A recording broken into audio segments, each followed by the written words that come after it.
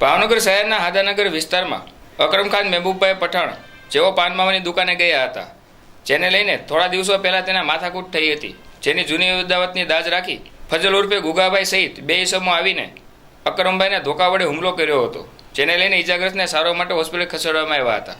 આ બનાવ બનતા લોકોના ટોળા એકઠા થઈ જવા પામ્યા હતા અને પોલીસને જાણ કરાતા પોલીસે વધુ તપાસ હાથ ધરી હતી।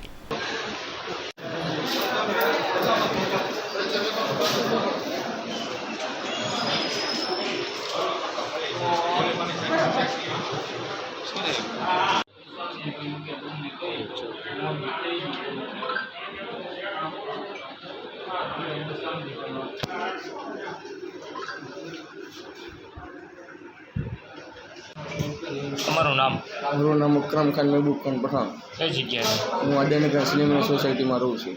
શું બનાવ? હું પાછળના અમારે અબ્દુલભાઈનો ગલ્લો છે, ત્યાં પાનમાં કવા ગયો હતો।